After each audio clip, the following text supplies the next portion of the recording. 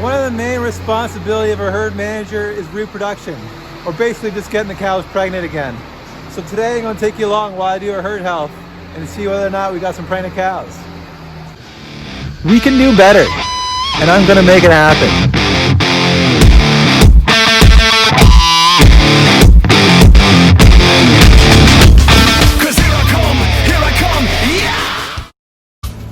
So first I gotta print off the report from our management software.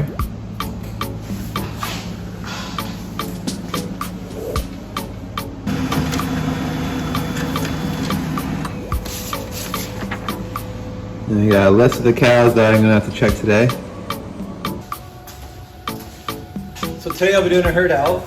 There isn't really much that I need, just my list, pen to mark down what I find, and then a bunch of sleeves.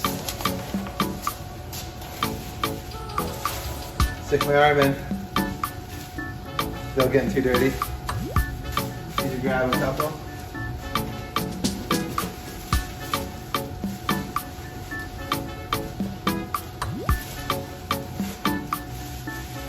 And essentially there's 3 different things that I'll be checking for.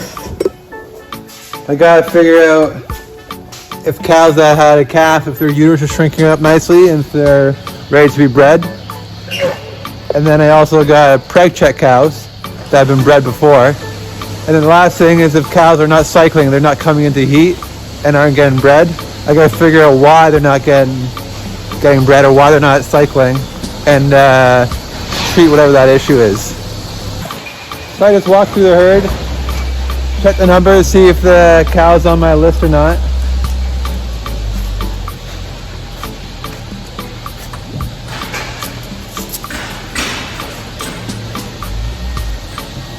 Oh wait, got 141, shoot, thought it was 161, we don't need her.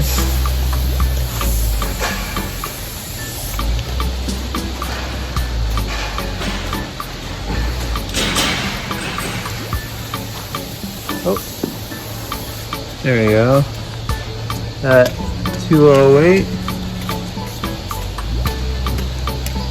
Got 208 on the list right there.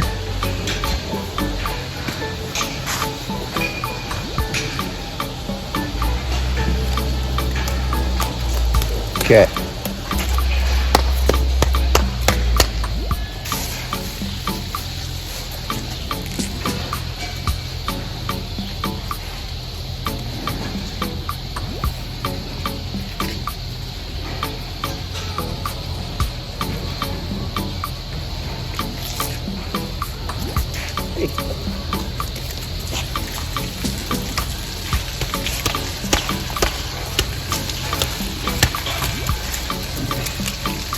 Cows are trying to eat my camera. Oh, camera. My phone, I guess. So to preg check, all I'm really doing is something called a membrane slip. And that's where you grab the uterus and you pinch it really gentle and you slowly let it slip through your fingers. And then if you feel an extra membrane slipping through your fingers other than just the uterus, you know there's a placenta inside of it.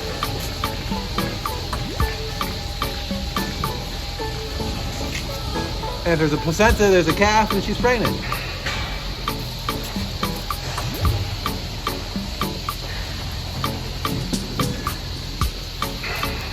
So, perfect, she's pregnant. So we used to breed our cows just based on what we saw visually when they're acting in heat, jumping on mounting other cows, or running around the barn, or just acting out of sorts. But as our herd grew, it got harder and harder to watch each individual cow closely enough to be able to get them bred reliably. So usually there's 2 different routes larger herds go for reproduction management. One is what I do, which is on the cow's neck bands, there's transponders, what they call it, and it measures the steps and the movement of the head, and also the rumination, the chewing that the cow does.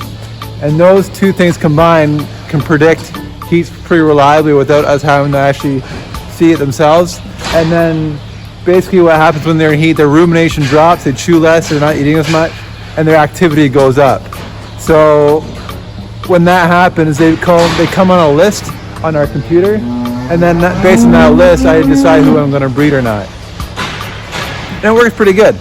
Another route that larger farmers take to manage their reproduction is through something called off-sync and pre-sync. And that's basically when you needle cows with artificial hormones on specific days throughout the week so that these synchronize their cycles, and then on a specific day at the end of that hormone cycle, they get bred.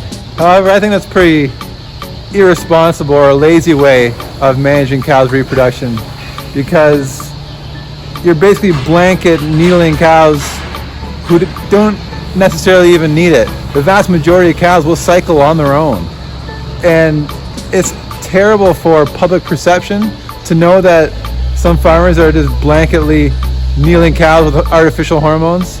And it's also completely unnecessary for the animals because the cows cycle on their own.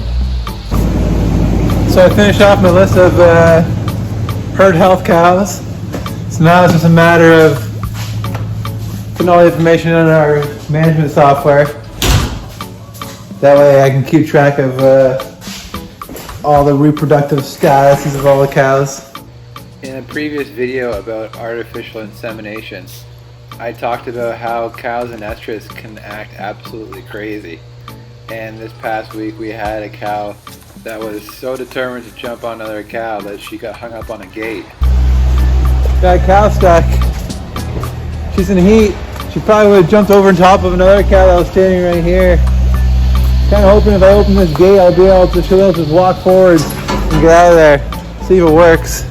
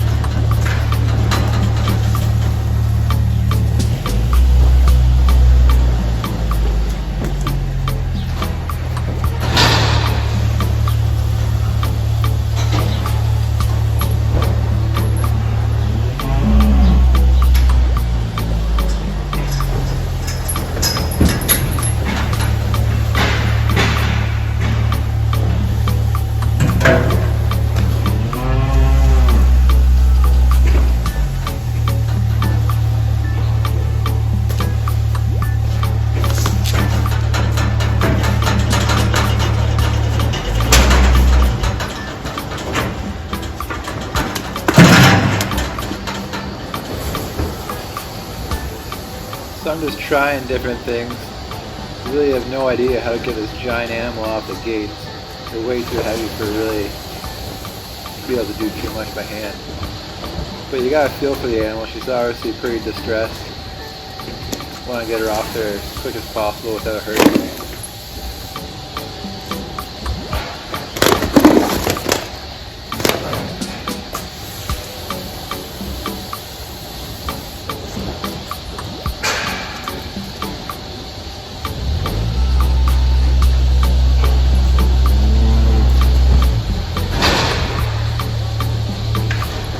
Eventually I was able to slide her off the gate by pushing my back into her side.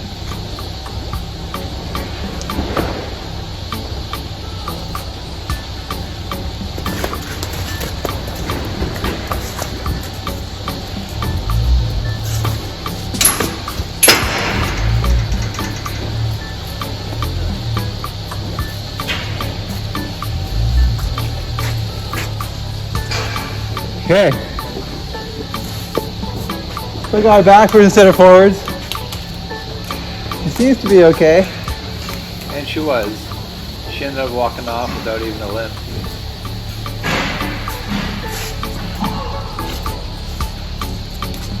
See? Yeah. But this goes to show cows that are in heat do all sorts of ridiculous things. So if you liked the video, be sure to give it a thumbs up. And if you have any questions, post them down below.